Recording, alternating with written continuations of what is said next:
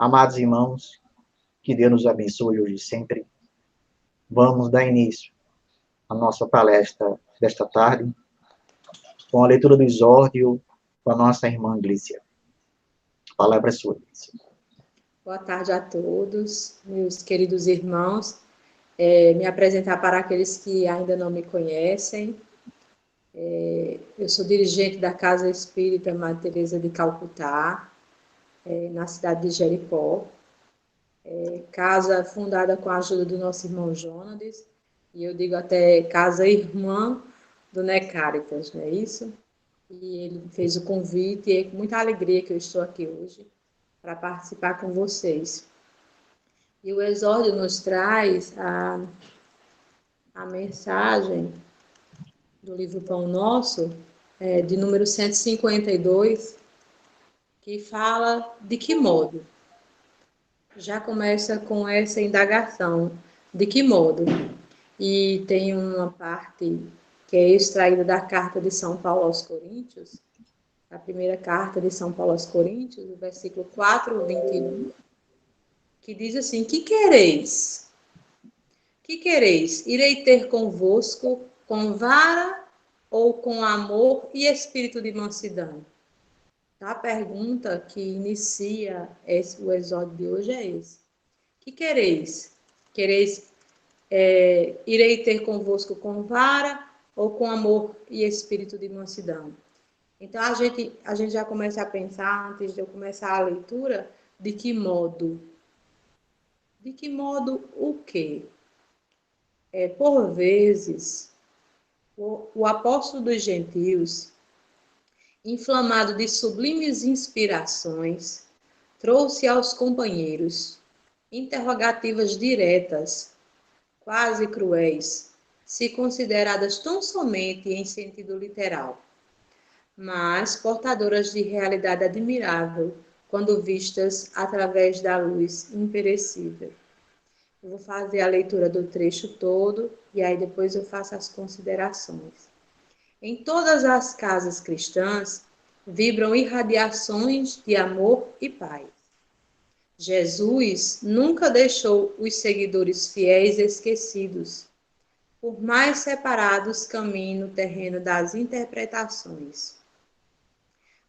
Emissários abnegados do devotamento celestial espalham socorro santificante em todas as épocas da humanidade.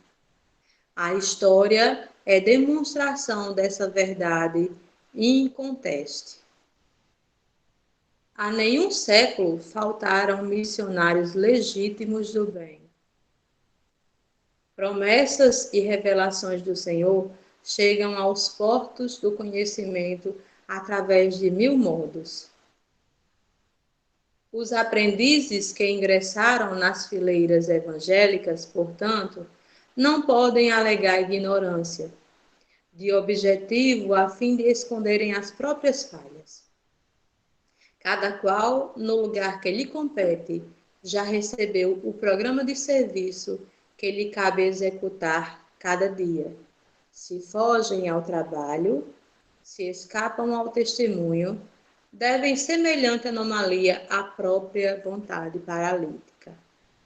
Eis porque é possível surja um momento em que o discípulo ocioso e pedinchão poderá ouvir o mestre, sem intermediários, exclamando de igual modo: E quereis? Irei ter convosco com vara ou com amor e espírito de mansidão? E essas são as palavras do exórdio para que a gente pense de que modo nós sentimos o chamado? De que modo o chamado encontra o chamamento? De que modo o que é externo ao homem se encontra com o que é interno? E aí, no início dessa reflexão, nós vemos a passagem de Paulo. E nessa carta de São Paulo aos Coríntios, Paulo escreveu na tentativa de chamar a atenção dos seus colegas de caminho, dos seus colegas de ideais, que nessa época estavam quase a se perder, por pequenas discussões, por coisinhas promíscuas, por divergências tão pequenas diante da obra do Cristo. Quando a gente lê Paulo e Estevão, e quando a gente chega na parte da Casa do Caminho, o trabalho de Simão Pedro, de Tiago, de Paulo e de todos os seguidores do Cristo, uma das maiores preocupações é com a semente do cristianismo. É para que aquela ideia primorosa, valiosa, igual diamante, ela não se perca. A gente sente isso desde o início.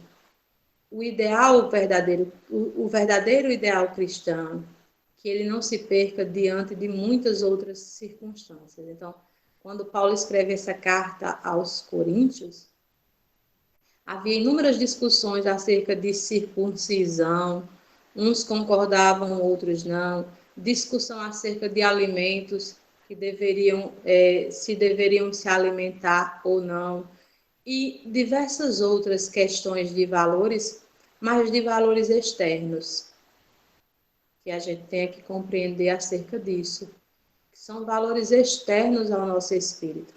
E eu justamente comentando com meu amigo aqui, Salvino, a gente questionava acerca disso. Como o próprio Exórdio diz, não houve um tempo em que não tivesse os espíritos enviados. Não houve um tempo em que a humanidade ficasse essa mensagem. Não houve um tempo em que não houvesse chamado. O chamado se propaga. O chamado está sendo feito sempre. E uma outra coisa que é importante ser dita é acerca da nossa facilidade de compreensão. E vocês podem até achar estranho o que eu vou dizer, mas nós temos no nosso íntimo uma facilidade grandiosa de compreensão do Evangelho do Cristo. A gente pode, muitas vezes, duvidar dessa compreensão. Ou a gente pode se aprofundar, indo em busca de conhecimentos mais teóricos, indo em busca de outras coisas que possam fixar o nosso conhecimento acerca disso. Mas o que é incontestável é a facilidade com que nosso espírito compreende. Aliás, a facilidade com que o nosso espírito sente verdadeiramente o Evangelho, ou como a gente entende esse chamado.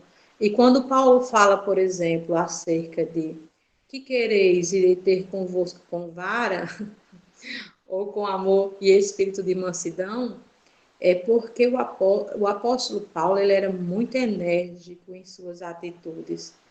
Era algo vibrante do próprio espírito. Ele divergia, por exemplo, de Simão Pedro, que era o apacentador, era mais calmo. Ele, por exemplo, Paulo não conseguia compreender o posicionamento de Tiago, que muitas vezes se sustentava em leis mosaicas para poder compreender e continuar trabalhando as ideias do Cristo. E aí, quando fala assim, irei ter com vara, a gente pode até imaginar, por exemplo, aqui na nossa região a gente chama surra ou ibater, mas a gente pode compreender esse termo como, por exemplo, através do sofrimento, né? Existem dois caminhos que nos levam ao Evangelho, que nos levam ao amor, que nos leva à nossa missão aqui. Um desses caminhos a gente sabe que é o amor, que aqui no texto é tratado como o amor e o espírito de mansidão. Então, é como se a gente tivesse mais ou menos o potencial, a oportunidade de escolher. De que modo, né? Acontecem as circunstâncias, inúmeras situações nas nossas vidas nos chamam, digamos assim, nos convocam, nos fazem pensar sobre certas circunstâncias, sobre certas situações que nós enfrentamos e de que forma a gente poderia mudar para que encarasse ou para que passasse por aquele processo de uma forma mais tranquila. Então, muitas vezes a gente não escuta o chamado, a gente não escuta quando é dessa forma, quando é de uma forma mais light, vamos dizer assim, quando é de uma forma mais tranquila, a gente passa meio que desapercebido por esses chamados. Eu, por exemplo, recebi o chamado durante 10 anos. Durante 10 anos da minha vida, eu tive inúmeras circunstâncias que eu me encontrei com espíritas, com o espiritismo, com livros espíritas, com realidades diferentes, mas parece que eu não percebia nada disso. Mas aí vem a outra questão que Paulo trata aqui como sendo a vara, ou a gente pode traduzir para a dor. Existem algumas circunstâncias em que a gente sente a dor. E quando a gente sente a dor, a gente se transforma. Ou então a gente, para passar, de certa forma, aquela dor naquele instante, a gente busca a transformação.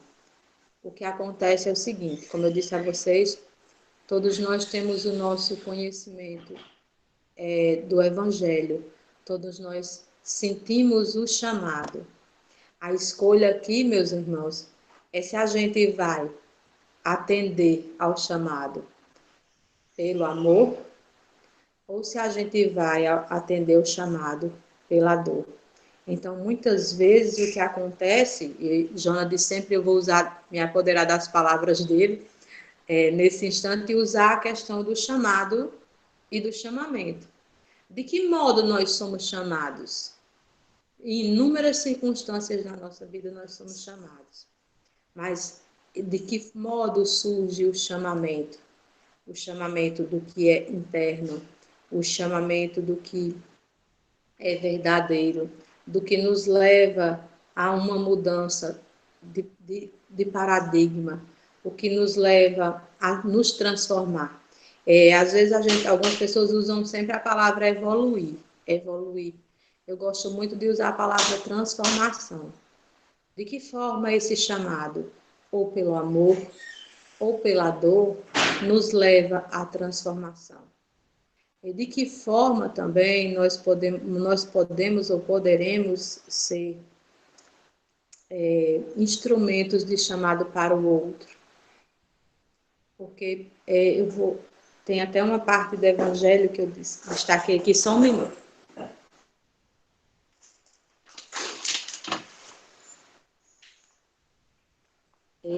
Para finalizar, ontem a gente estava fazendo um projeto e as pessoas conversam muito, as pessoas falam muito, criticam muito, demais. E às vezes a gente sente a força da vara batendo na gente.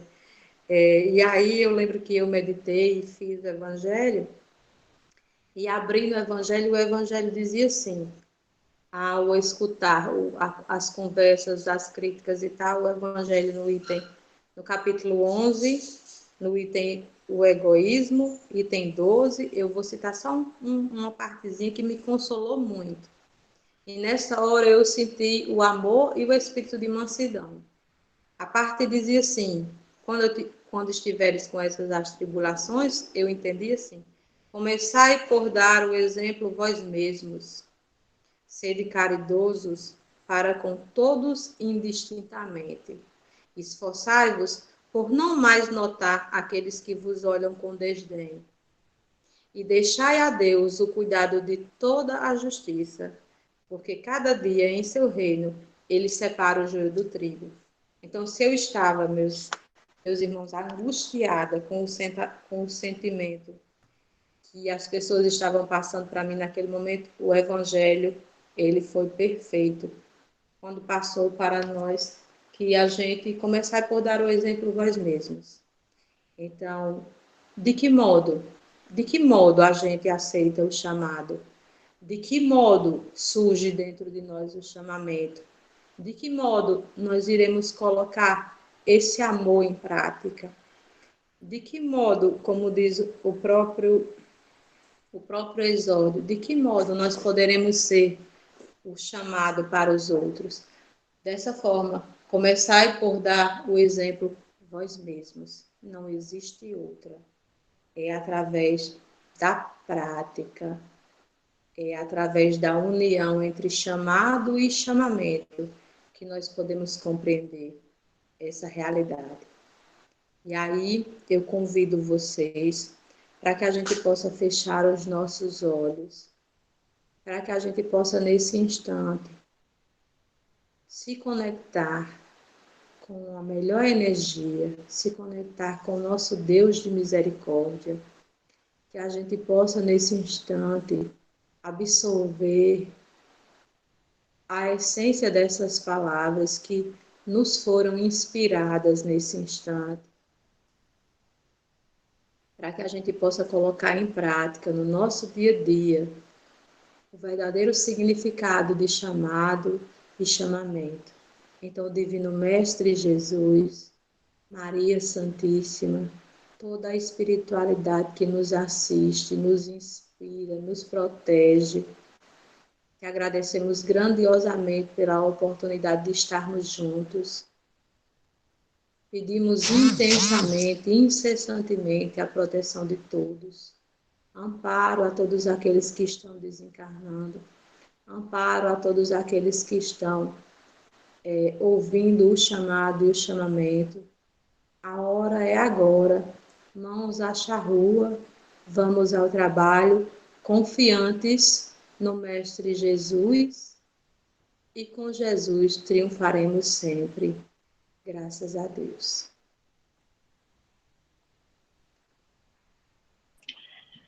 Então, amados irmãos, vamos dar prosseguimento com o nosso irmão Marcel, com a leitura do Evangelho desta tarde.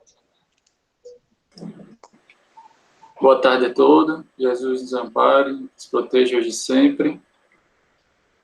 Parabéns, Gleice, pela leitura preparatória.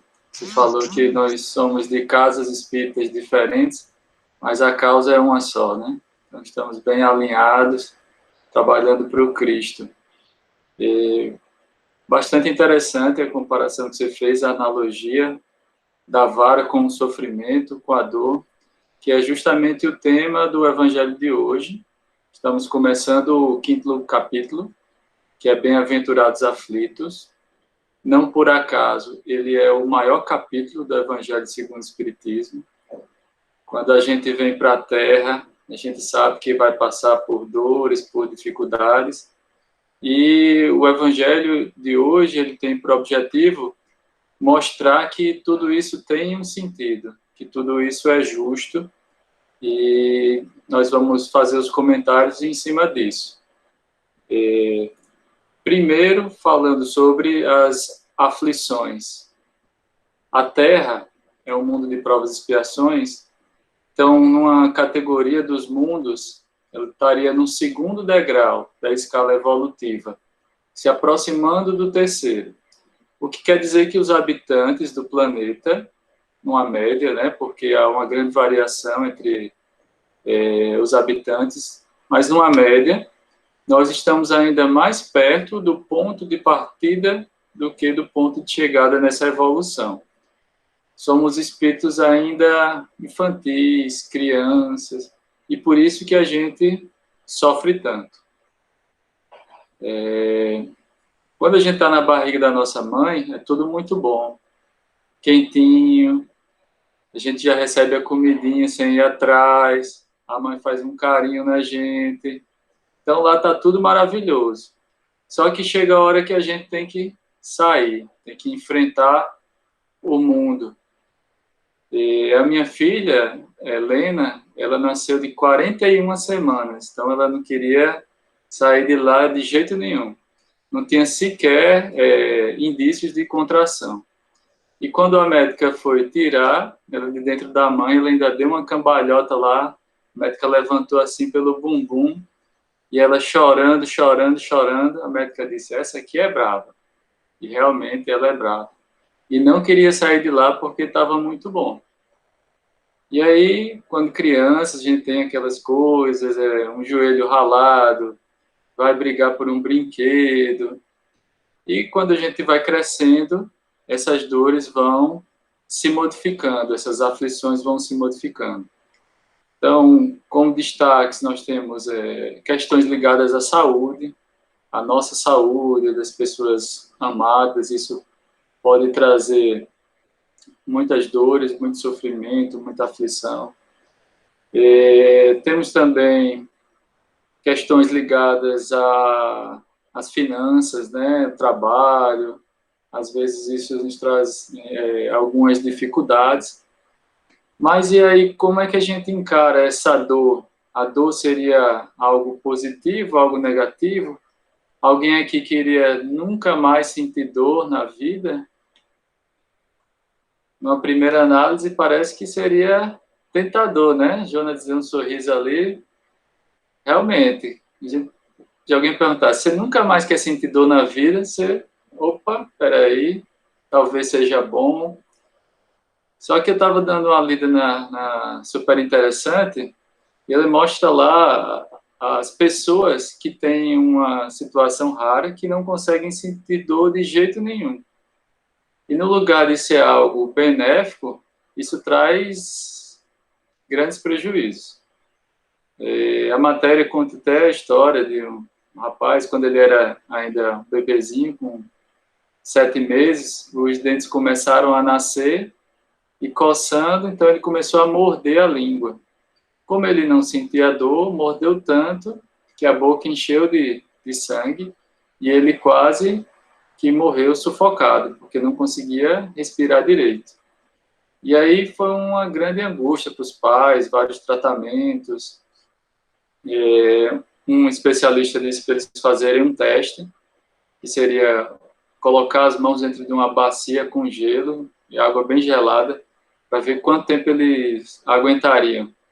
O pai fez o teste, conseguiu ficar um pouco mais de 1 minuto e meio.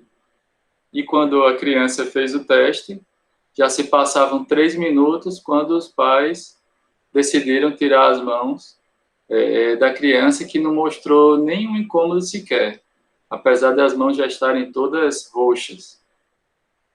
E aí, essa criança, seu desenvolvimento enfrentava uma série de problemas, porque se machucava e não sentia.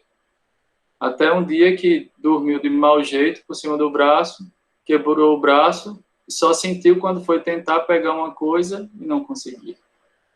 As pessoas que têm essa condição geralmente morrem ainda jovens, porque vão se acumulando várias lesões que não são tratadas. O que mostra que a dor é um mecanismo muito importante, que traz a reflexão, acende um alerta, diz, opa, tem alguma coisa aí que precisa ser investigada. Então, é preciso que a gente observe com muito carinho a dor, o que ela está querendo dizer, tanto a dor física, quanto a dor da alma.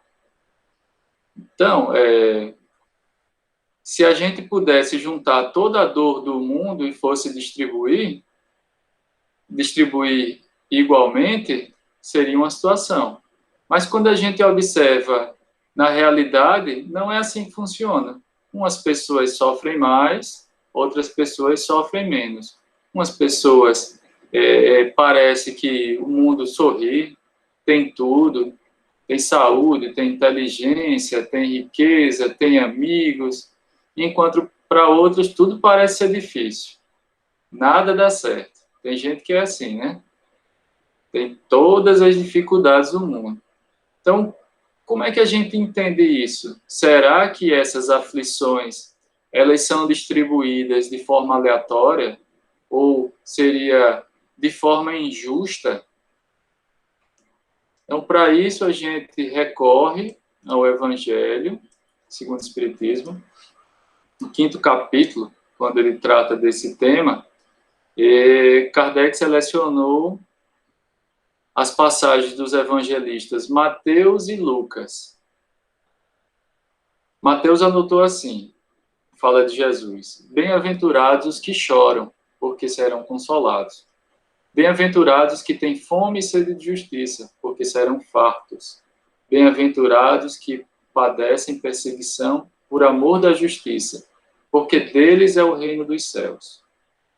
De forma semelhante, Lucas anotou: bem-aventurados vós, os pobres, aqui no sentido de humildes, porque vosso é o reino de Deus.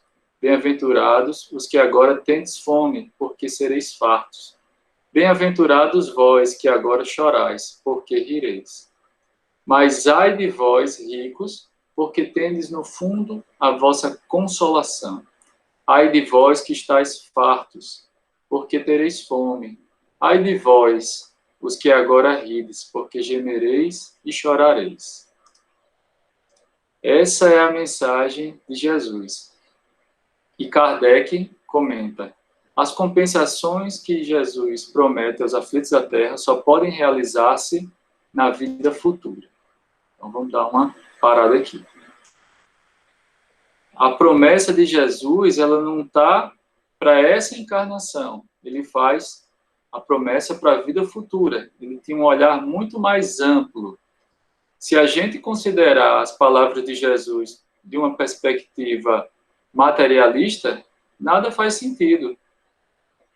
Como é que uns vivem com saúde e outros com doença? Uns com tanta dificuldade e outros não?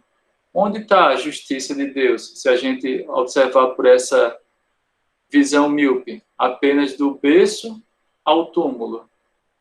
Parece que Deus não existe, parece que tudo é por acaso. E aí, a lógica, a razão, imediatamente refuta esse sistema de raciocínio. Vamos pensar de uma forma diferente, então, que existe o espírito sobrevive à destruição do corpo, mas que o espírito é criado no momento em que um homem e uma mulher têm uma relação. E aí, depois que o corpo é destruído, ele vai ou para o céu ou vai para o inferno. Só tem uma chance. Seria justo também se a gente só tivesse uma chance aqui na Terra, só uma encarnação, essa diferença toda, alguns iam ter chances maiores de ir para o céu, outros não. E como ficaria isso?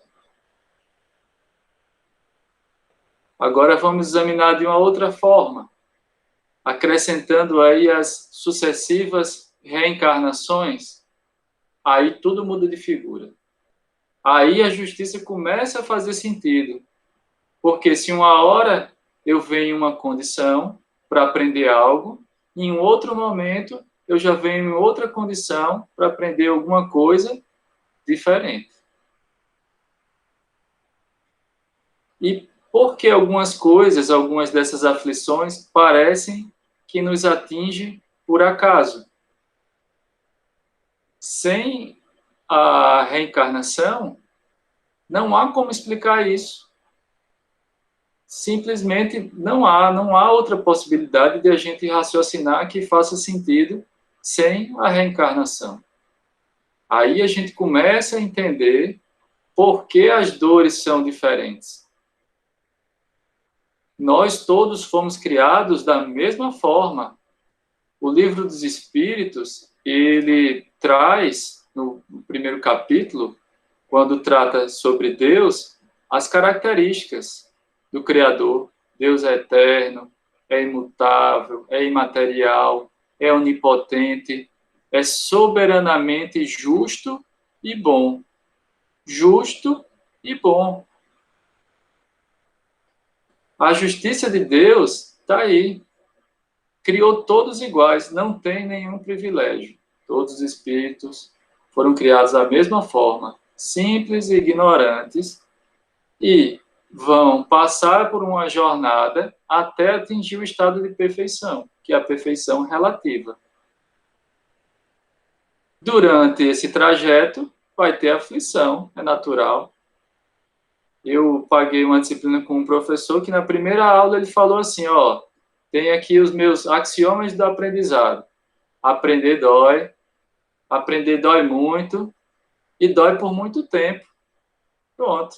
Se você quiser aprender, você vai pagar o preço. Você vai ter que dedicar, você vai ter que assistir a aula, você vai ter que ler, você vai ter que parar, raciocinar, meditar, se você quiser aprender.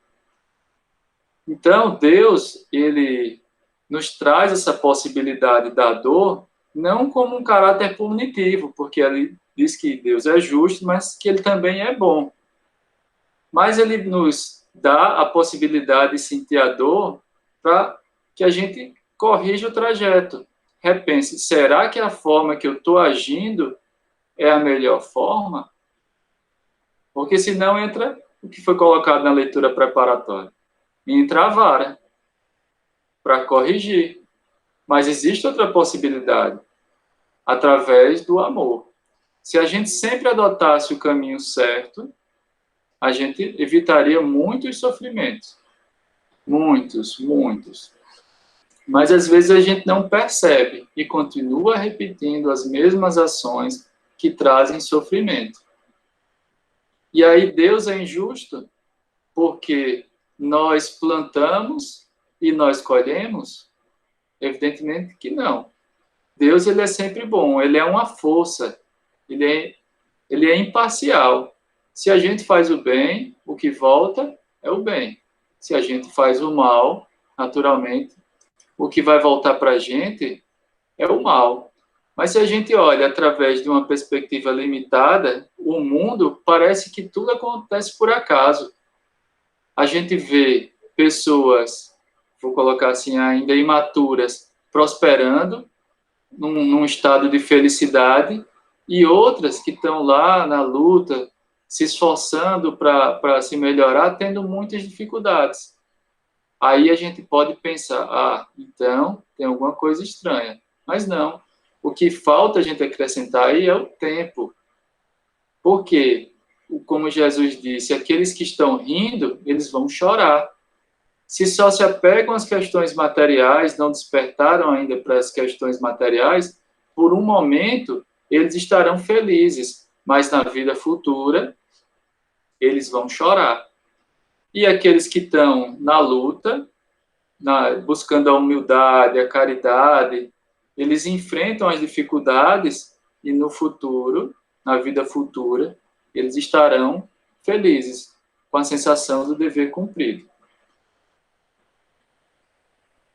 Então, o espírito André Luiz, ele classifica os tipos de dor.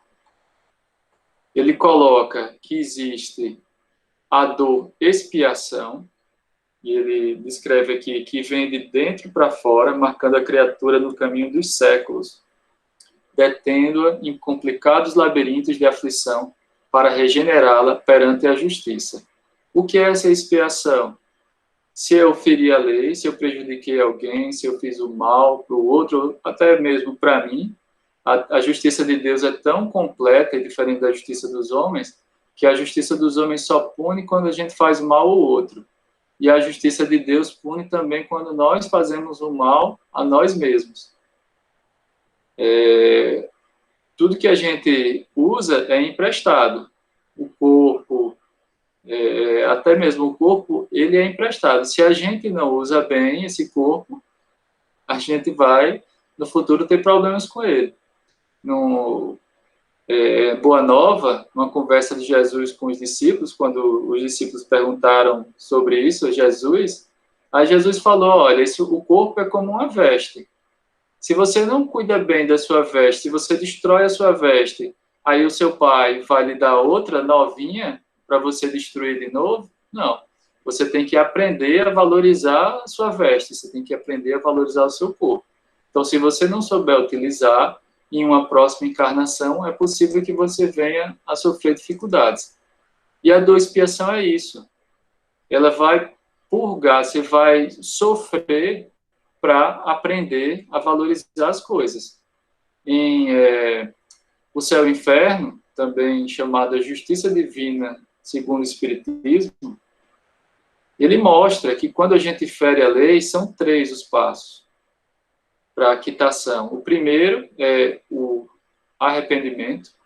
O segundo é a expiação, para só depois vir a reparação. Então, essa é chamada dor expiação, quando a gente comete uma falta e vem de novo para ficar quito com a lei. Uma outra é chamada dor evolução. Ela atua de fora para dentro. quando o espírito, ele não deve nada à lei, mas ele escolhe passar por aquela situação para que ele possa evoluir. E um terceiro tipo de dor chama dor auxílio. A descrição são as prolongadas e dolorosas enfermidades no evolutório físico, seja para evitarmos a queda no abismo da criminalidade, seja mais frequentemente para o serviço preparatório da desencarnação, a fim de que não sejamos colhidos por surpresas arrasadoras na transição para a morte. São períodos prolongados de doença ou de sofrimento que preparam o espírito para o desencarne. No lugar de sofrer muito tempo na espiritualidade, vai sofrer aqui no corpo físico, e isso vai ser um período de transição. Nossa família passou por um caso como esse, Jonas até acompanhou e nos auxiliou nesse processo, que é o caso da minha avó. Ela ficou bastante tempo por causa do Alzheimer, inclusive no final ela ficou de cama, não reconhecia as pessoas, não conseguia se comunicar através do corpo físico, né? Porque pelo espírito ela estava entendendo tudo que estava acontecendo ao redor, acompanhava tudo. E a gente fica se perguntando, e como uma pessoa tão boa, simples, caridosa, que sempre ajudou muita gente, passa por um processo como esse, de mais de 10 anos, um processo de doença? Por quê? Seria Deus injusto? Não. Foi uma oportunidade, foi uma dor auxílio, que quando ela desencarnou, ela já desencarnou de uma forma muito melhor. É uma pessoa tão boa, Jonas até colocou isso para a gente, no final, ela tem alguns acessos de falta de ar. E a gente ficava se perguntando, será que vai conseguir resistir? Será que não vai? Então, ela estava se preparando para o espírito deixar o corpo, quando uma das cuidadoras começou a se preocupar. E agora? Como é que eu vou pagar minhas contas? Esse é o meu emprego, eu dependo disso, né? E agora? O que será de mim? Foi o que aconteceu. O espírito, quando começava a separar do corpo, voltou, porque não queria deixar aquela mulher desamparada. Então, foi essa nossa vivência, e que serviu muito para unir mais a família em torno dela, os filhos, os netos, os amigos. A gente fazia o evangelho lá toda semana. Então, foi um momento muito positivo, muito bacana. E são esses os tipos de dor: dor expiação, dor evolução e também a dor auxílio. Aí a gente se pergunta, mas o que foi? Por quê? O que foi que ela fez para merecer isso, essa doença? Aí o Evangelho segundo o Espiritismo nos esclarece. Isso vai ser detalhado, inclusive, nas palestras seguintes. Pode ser de origem da encarnação atual, ou pode ser de origem uma encarnação anterior. Se for na encarnação atual, não me alimento bem, então posso ficar doente, ter anemia. Se eu como muito doce, diabético. Se eu como muito sal, eu vou ficar hipertenso. Se eu fumo, vou ter problema no pulmão. Isso a gente consegue facilmente fazer a conexão entre a causa e o efeito. Mas em outros casos a gente fica... O que acontece? Aí a gente tem que examinar as encarnações anteriores, o passado. Aí que vem a dificuldade, porque a gente não se lembra. Ainda bem que a gente não se lembra, por um momento, enquanto a gente está no corpo. Mas quando o espírito ficar livre, vai se recordar de todas as encarnações. E a gente tem uma intuição do que foi. Hoje, nós somos o resultado do que nós fizemos para trás. As nossas dificuldades, elas são o resultado de todas essas encarnações até chegar na encarnação atual. E aí, as nossas aflições, elas têm origem mais na vida passada ou na vida atual? Quando eu li essa questão a primeira vez, eu pensava que, deve ser muito mais das encarnações anteriores, porque a gente já teve várias e várias encarnações, mas não, me enganei redondamente. Muito mais fruto da encarnação atual. Muito, muito mais. Se fosse chutar um número, 70%, 80%. Talvez mais. São coisas que a gente está fazendo agora. A gente continua com esses atos que nos prejudicam. Muitas vezes, sem perceber. É que é mais fácil a gente tentar colocar a responsabilidade para uma encarnação anterior. Porque seria algo tão distante, né? Como se nem fosse nosso, a gente nem sente como sendo a gente mesmo, mas isso tem grandes impactos. E quando a gente se modifica, quando chega a hora de a gente pagar a conta, essa conta pode ser paga de uma maneira mais suave. Um exemplo está no livro A Vida Escreve, psicografada por Chico Xavier e Valdo Vieira, quando fala do Saturnino Pereira. Ele é um trabalhador da doutrina espírita, muito dedicado, que numa tarefa manual terminou perdendo o dedo. E ele ficou extremamente chateado. E aí, no trabalho, na casa espírita, o mentor pediu para falar com ele. Disse: meu filho, você está triste? Foi o que aconteceu? E ele lá todo bravo: tá vendo não, ó, perdi aqui o meu dedo, eu não merecia isso, trabalhador dedicado, distribuo sopa, faço o que eu posso, e é o que me acontece.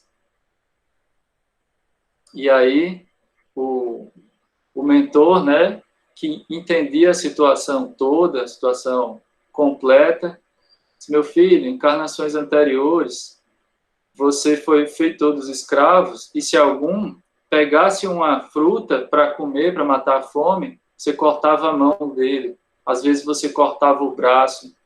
Então, na espiritualidade, você ficou por muito tempo angustiado, pediu para ter muita dificuldade na encarnação. E na sua programação, estava justamente para você perder o braço. Mas, como você se dedicou, como você se modificou, Deus permitiu que você perdesse apenas um único dedo. Então, isso não deve ser o motivo para você ficar chateado. E aí ele entendeu a situação, realmente. Poderia ter sido muito pior. Muito, muito pior. E aí ele se conformou. Quando a gente entende, é mais fácil a gente se conformar e não achar que as coisas acontecem aleatoriamente. E Jesus, ele vem nos esclarecer. Muita coisa ele não pôde detalhar, e isso cabe ao Espiritismo. Vamos analisar por que a gente sofre. A gente sofre por causa da morte das pessoas queridas. Mas o Espiritismo matou a morte. O próprio Divaldo. Uma vez ele foi convidado por Joana para presenciar o momento em que um amigo dele despertava no plano espiritual. E aí Joana disse: olha, Divaldo, eu só peço uma coisa, você fique em silêncio, por favor. Aí Divaldo disse: tá bom, pode deixar que eu vou me comportar. E aí ele foi dormir, despertou em um outro mundo, onde foi guiado para dentro de um hospital, até uma sala, onde estava um amigo dele ainda dormindo. A mãe desse amigo também estava lá para o momento quando ele acordasse. E aí, quando ele começa a abrir os olhos, vê a mãe, se assusta. Diz: mamãe, o que você está fazendo aqui? Você não morreu? E a mãe começa a rir e diz: meu filho, e você também. Você se lembra daquela dor que sentiu no peito? Foi o seu coração. E aí Divaldo começa a se encher de alegria, né, por ver aquela situação, um amigo. E aí Joana disse: olha, Divaldo, é isso, o silêncio também é um silêncio mental, só observe. até mesmo nós espíritas que sabemos disso, é diferente quando nós vivenciamos, quando estamos do outro lado e com os próprios olhos temos a certeza absoluta, estamos ali, vivos, o corpo não existe mais, mas o espírito, ele sobrevive. Então, é claro que a separação das pessoas amadas, eles geram um certo desconforto, mas aí o que se coloca, olha, chegou manhã. Oi, mano. É claro que essa angústia se bem compreendida, essa separação, ela gera saudade, mas não gera uma dor de apego, nem nada. Até porque a gente também sabe que isso é transitório, é passageiro. Outra causa da aflição muito comum está relacionada à saúde e à doença. Acho que mãe entrou agora porque ela é médica e ela gosta justamente desse tema, dessa parte. De entender que a doença, ela não vem por acaso. E ela também não vai ser curada num passe de mágica. Pelo contrário, não pensar, eu estou doente porque Deus quis. Não. É entender que eu estou doente porque eu plantei isso e que eu preciso dela. Teve um médium muito famoso que chegou para Chico e disse, olha, Chico, eu já curei muitas pessoas, eu sei que você tem problema aí na vista, eu sei que você tem problema no coração, você quer que eu cure, Chico? E Chico disse, não, meu filho, isso aqui é kármico. Ele sabia que tinha um porquê. E se você curar o meu olho, isso aí vai aparecer em outro lugar. Eu não sei onde vai aparecer, eu já estou acostumado assim com o meu olho, então deixa aqui, deixa assim que eu já me habituei. Pode deixar. É isso, tem muitas condições para que a cura seja feita. A fé, o merecimento, a reforma interior. E se a gente não passar por esse processo, nem valoriza o que aconteceu com os 10 leprosos. 10 pediram para Jesus para serem curados. Jesus curou 10. Só um voltou para agradecer. E os outros não valorizaram, repetiram as mesmas ações, os mesmos atos e tornaram a adoecer. Então, a gente tem essa dor no nível individual por esses fatores e também tem a dor coletiva, que é o momento que a gente está passando, é muito propício para discutir isso, essa pandemia. Como coletividade, nós temos as nossas aflições. E aí o raciocínio vale da mesma forma. A pandemia não veio à toa, ela tem um motivo, é um recomeço para a gente refletir o nosso modo de agir como sociedade, e mais na frente a gente vai entender o porquê da gente estar passando por isso. Agora, entendendo que nós somos os causadores desse problema, nós não vamos nos ajudar a dizer assim, fulano ele está doente porque ele agiu mal, então ele que se vire. Não, fulano está passando por os problemas, mas aí foi ele que quis assim, não vou ajudar. Muito pelo contrário. Todos nós estamos aqui para evoluir juntos. A bandeira é fora da caridade não há salvação. E o que a gente puder ajudar o outro, a gente faz. Assim como o outro vai nos ajudar quando nós estivermos precisando.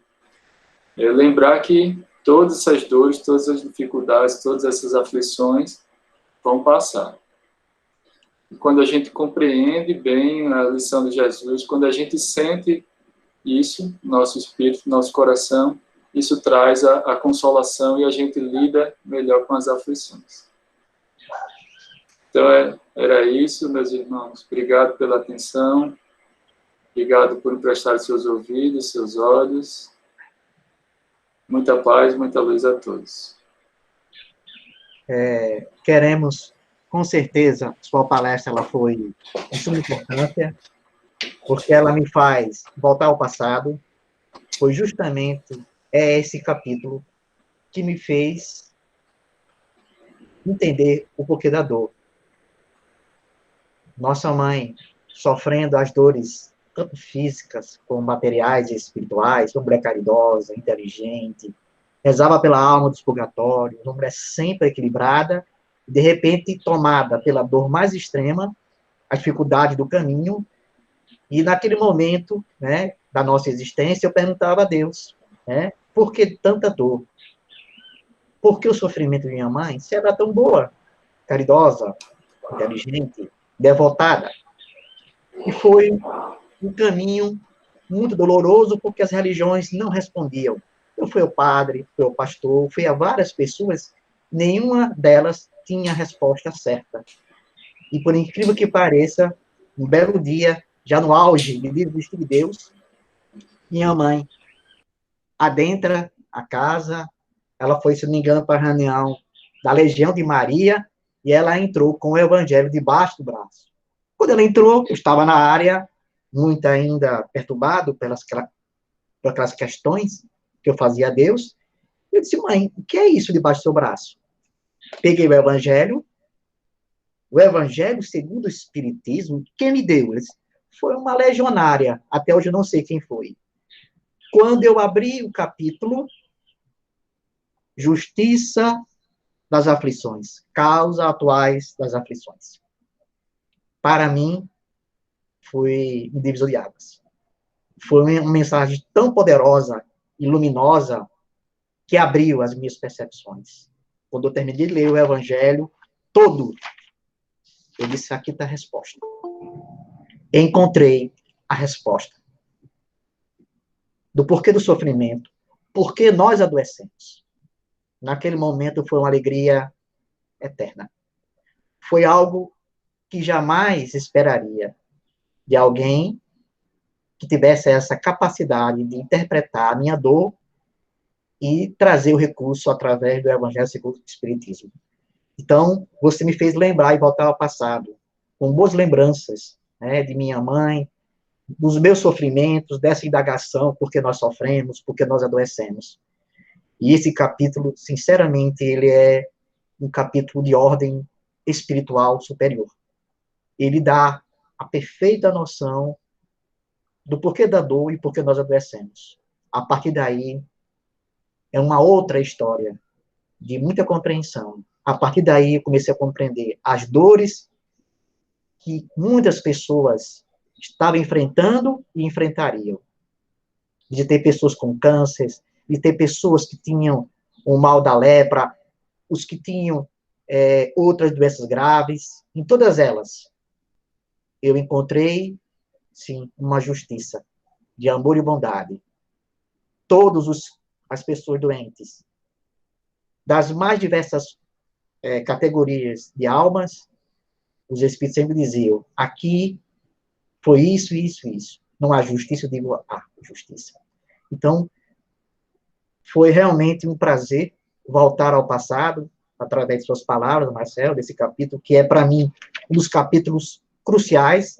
Vou levar por toda a eternidade, porque ele foi a abertura, foi a possibilidade de enxergar um Deus de amor, um Deus de bondade e de misericórdia. Realmente, o Evangelho é o código moral, é o código divino. Aqui estão as leis morais do Pai. Então, agradeço a nosso irmão Marcel, agradeço também a nossa irmã Glícia e a todos vocês que estão aqui presentes. Esse momento é desafiador para todos nós. Nossas vidas estão impactadas por essa pandemia, mas o Cristo pede de cada um a decisão de ajudar, a decisão de seguir nesse momento com um pensamento elevado, com um coração cheio de amor, e que pratiquemos o amar uns aos outros. É isto que os benfeitores da vida maior querem, que nós possamos percorrer a segunda milha. A humanidade enfrenta, sim, um processo diferenciado. Como já falei em outras reuniões, nós estamos às portas da regeneração. Os Espíritos conclamam todos nós para uma mudança de paradigmas realmente grandiosos. E a terra não será mais a mesma. O Cristo convoca os seus trabalhadores há 2000 anos. E o momento que nós estamos vivenciando é desafiador. Está implícito a decisão de mudar, de não olhar mais para trás, de seguir o Cristo. Não há mais como ficar em cima do muro. É decisivo continuarmos a nossa trajetória, porque o nosso processo está bem direcionado. A Terra precisa evoluir. Precisamos evoluir dentro de nós e de forma coletiva. Por isso, senhores, os desafios serão enormes. Cada um segundo as suas obras, e eu compreendo de que o Brasil e a humanidade enfrentam, sim, essa tempestade. Que cada um deve dar a sua cota de amor, de compaixão e de caridade. Será fácil? Não. Ninguém sobe a montanha perfumado. Nós haveremos de continuar. Como já falei, são 4 meses e 15 dias do Necáritas com suas portas fechadas. Mas isso não quer dizer que estejamos tristes ou pessimistas. Cada um terá que mostrar o seu valor. Cada um terá que fazer a sua parte. Cada um terá que vibrar mentalmente, espiritualmente, boas resoluções.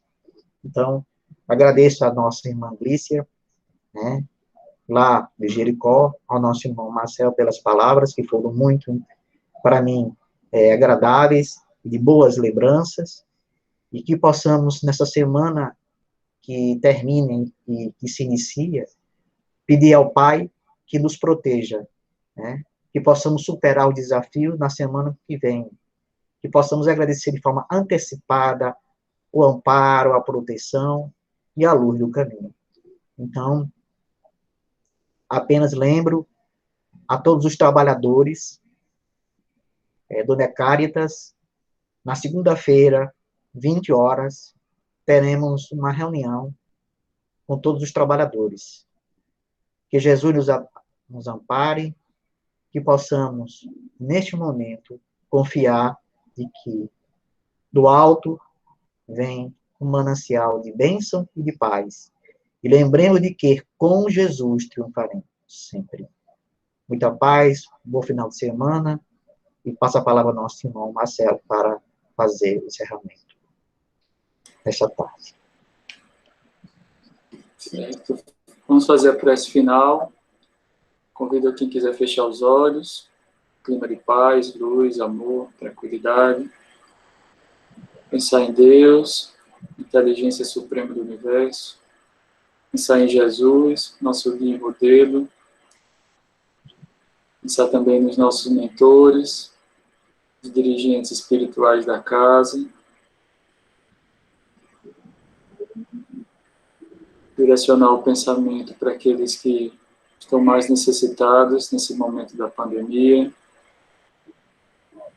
E recebam a luz do alto, sejam bem cuidados, e aqueles que regressaram à pátria espiritual sejam bem recebidos. Juntos vamos rezar o Pai Nosso. Pai nosso que estais nos céus, santificado seja o vosso nome. Venha a nós o vosso reino, seja feita a vossa vontade, assim na terra como no céu. O pão nosso de cada dia nos dai hoje, perdoai as nossas ofensas, assim como nós perdoamos a quem nos tem ofendido. Não nos deixeis cair em tentação, mas livrai-nos do mal. Que assim seja. Que assim seja. Então, que vocês possam ter um bom fim de semana e que Jesus abençoe a todos vocês. Até a próxima quarta-feira. Muita paz, muita luz.